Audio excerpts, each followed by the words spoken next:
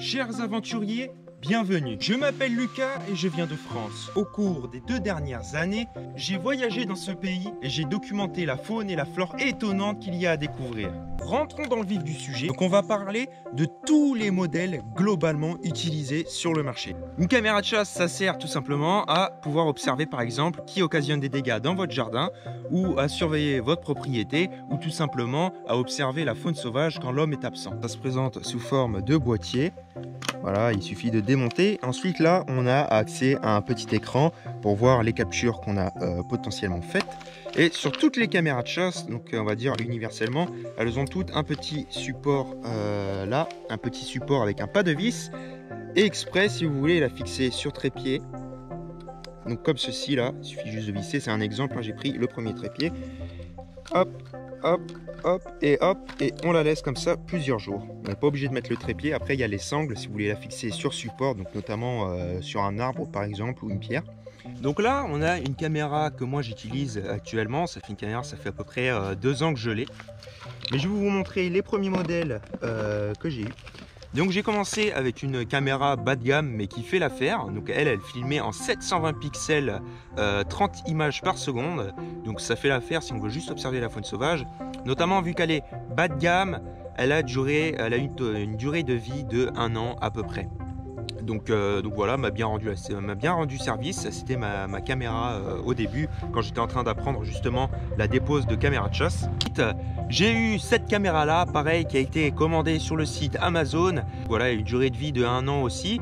Elle n'a pas supporté les hautes températures et les basses températures et le temps hivernal, etc. sur plusieurs jours. Donc du coup, elle a lâché l'affaire. Donc ça, c'était mes caméras du début. Donc moi, ce que j'ai fait, c'est que je suis allé me servir directement dans un magasin de chasse et de pêche, un magasin spécialisé qui vend du vrai matériel. Donc moi, je vous conseille, si vous voulez prendre une caméra de chasse, c'est directement d'aller au magasin le plus proche de chez vous qui fait des articles de chasse et de pêche. Vous retrouverez normalement des caméras de chasse, comme celle-ci par exemple, ou alors d'aller sur un site internet spécialisé dans le domaine pour avoir une caméra de qualité. Donc moi, cette caméra-là, elle fait de 1080 pixels, 60 images par seconde. Je peux faire la photo et vidéo en même temps. Enfin, j'ai pas mal de réglages dessus. Elle enregistre même le son. J'ai un écran pour voir en direct et elle capte le mouvement jusqu'à 25 mètres de distance. Je l'ai testé, je l'ai approuvé.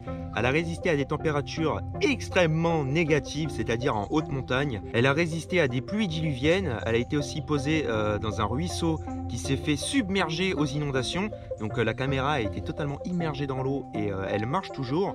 Alors généralement, parfois je la laisse 1 mois à 2 mois au même endroit. La caméra est toujours debout, elle marche toujours comme au premier jour. Donc franchement, je suis très content de cette caméra. Je ne vais pas vous donner le modèle parce qu'il y en a tellement des modèles qui sont bien. De vraies caméras de chasse, je ne parle pas des caméras de chasse bas de gamme, je parle de celles des hautes de gamme. Donc si vous voulez pratiquer cette activité, je vous conseille d'y mettre le prix. Ça vaut vraiment le coup si on va avoir du bon résultat et des très belles images. Bon, maintenant, si vous voulez déposer un piège photographique, je vous conseille de regarder la météo avant. Donc vous regardez est-ce qu'il va pleuvoir, est-ce qu'il va y avoir des grosses pluies, est-ce qu'il va neiger et surtout est-ce qu'il va y avoir du vent, donc beaucoup de vent, vu que c'est une caméra qui se déclenche au mouvement et qu'elle est dans la végétation. Avec le vent par exemple, les arbres peuvent bouger et déclencher la caméra pour rien. C'est pour ça que je dis qu'il faut prendre une caméra haut de gamme parce qu'on peut régler la sensibilité de prise de mouvement. Je décide de positionner ma caméra par exemple sur cette branche là parce qu'elle donne sur un chemin. Donc je regarde les indices avant.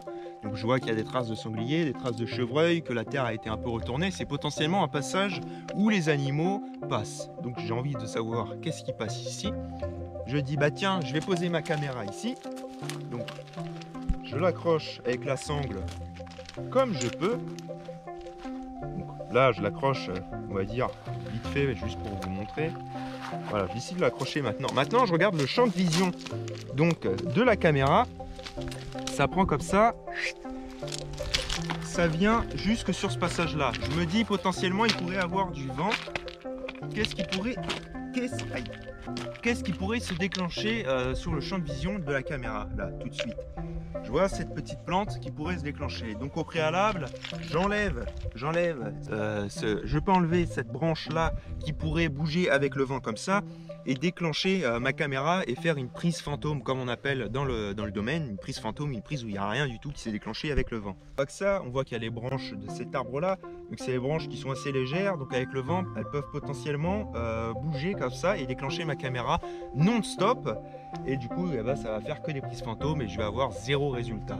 Je regarde bien les alentours de la caméra. Est-ce qu'il va avoir des herbes comme là par exemple, où c'est sur le plan de vue de la caméra, donc les herbes elles vont bouger, ça va déclencher la caméra pour rien. Donc je fais toujours attention aux prises de vue. Donc par exemple là je me mets dans un chemin, il n'y a que de la pierre, ou alors un endroit où il n'y a que des arbres, donc des troncs, etc. Les branches sont aux hauteurs, c'est assez dégagé. Voilà.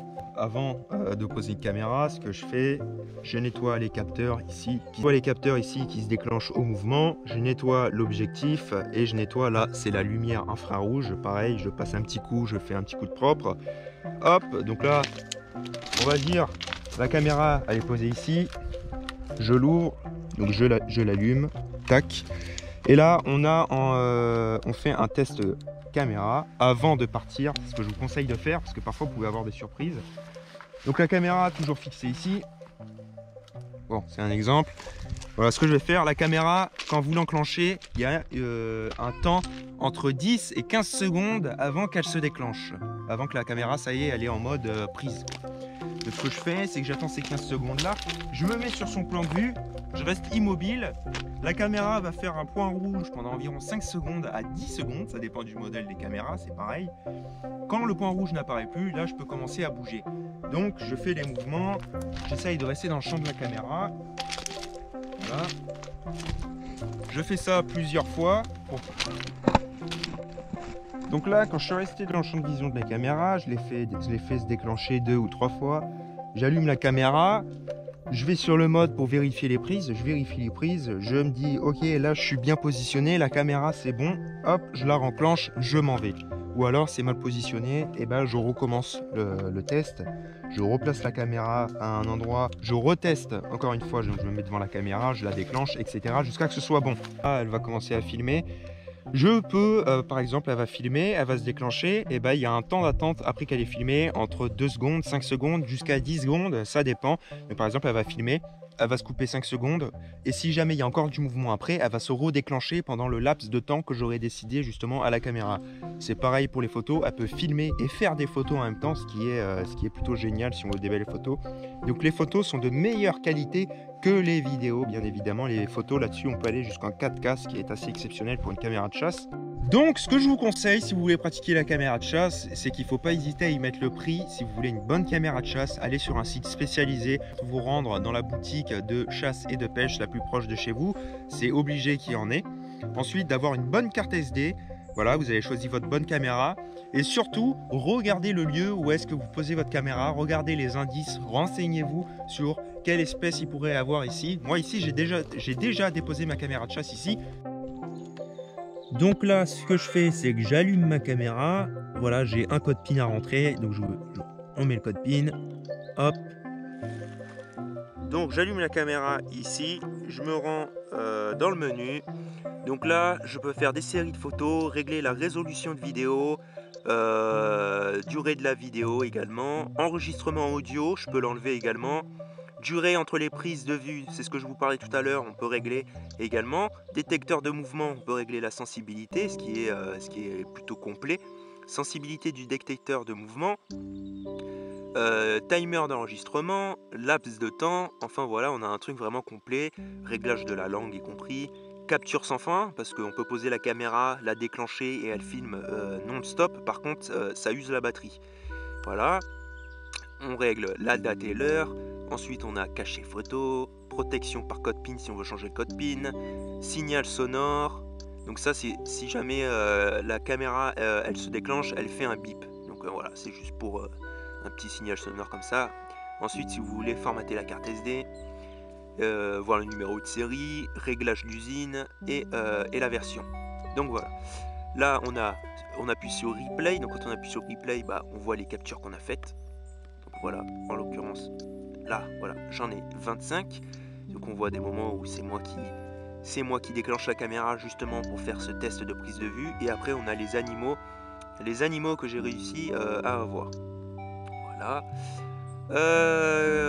Voilà. Ensuite, là, on choisit. Donc, si on veut mettre en vidéo ou en photo, c'est ici. Donc là, on est en 1080 pixels. Là, ça dit que ça va faire des prises de vue en filmant.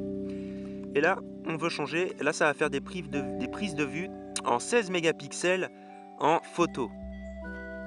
Donc voilà ce que je fais. Donc là, par exemple, je veux déclencher la caméra.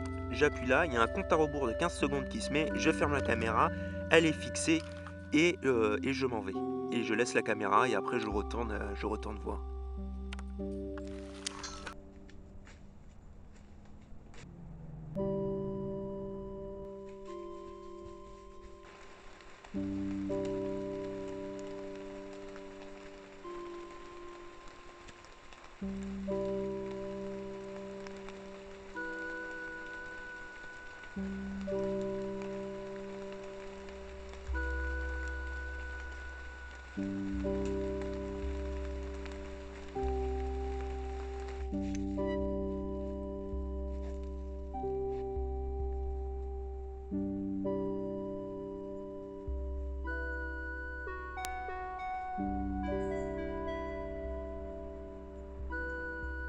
Je vous remercie d'avoir regardé cette vidéo. Je vous invite à vous abonner à la chaîne, à nous rejoindre sur les réseaux sociaux qui sont mentionnés dans la description sous la vidéo.